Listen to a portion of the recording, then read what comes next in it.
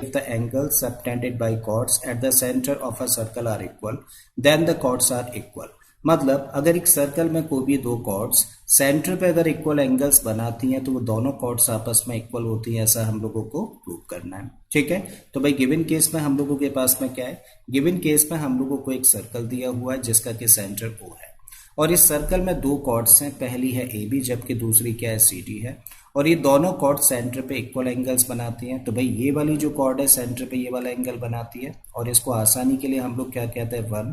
तो एंगल 1 किसके इक्वल है, देखिए CD कॉर्ड ये वाला एंगल बनाती है और इसको हम लोग कह देते हैं एंगल 2। तो एंगल 1 और एंगल 2 आपस में कैसे हैं, इक्वल है। और जब एंगल 1 और 2 आपस में इक्वल है तो हमें क्या प्रूव करना है कि कॉर्ड AB और कॉर्ड CD भी आपस में कैसी होंगी, इक्वल होंगी। ठीक है, तो चलिए शुरू करते हैं और ऐसा प्रूव करते हैं। और ऐसा कर रहे हैं हम लोग इन दो ट्राइंगल्स को लेकर, मेंशन करते हैं कौन से दो ट्राइंगल्स। तो पहला ट्राइंगल क्या है, पहला ट्राइंगल है AOB, जबकि दूसरे ट्राइंगल का नाम क्या है, दूसरे ट्राइंगल का नाम है ट्राइंगल COD।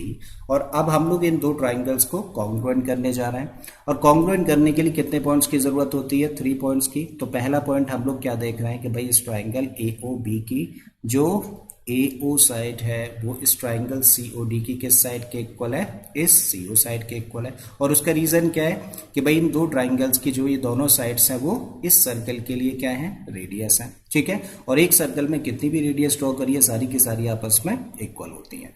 तो पहला पॉइंट हुआ कि AO of this triangle is equal to CO of this triangle. और इसका रीजन है कि भाई ये जो दो साइड्स हैं इन दो ट्राइंगल्स की वो आपस में रेडियस है एक ही सर्कल की।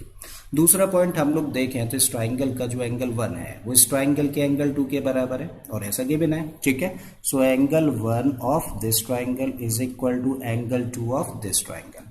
और उसका रीजन क्या है, हम लोगों को स्टेटमेंट में दे रखा है कि दोनों कॉर्ड सेंटर पे इक्वल एंगल्स बनाती हैं। तो इसके लिए क्या लिख सकते हैं हम लोग, इसके लिए रीजन दे सकते हैं कि गिवन है। अब तीसरा पॉइंट हम लोग देखें तो भाई इस ट्राइंगल की जो BO साइड है वो इस ट्राइंगल की इस DO साइड के इक्वल है और इसका भी रीजन क्या है कि दोनों ही साइड्स क्या है, इस सर्कल के केस में रेडियस है। ठीक है, तो तीसरा पॉइंट हुआ कि BO side of this triangle is equal to DO side of this triangle और इसका रीजन है कि दोनों ही क्या है, एक ही सर्कल की रेडियस है। और अब इन 3 पॉइंट्स के बेसिस पर हम लोग क्या कह सकते हैं, तब कह सकते हैं कि ट्राइंगल AOB कॉन्ग्रुएंट होगा किस ट्राइंगल के साथ में, ट्राइंगल COD के साथ में।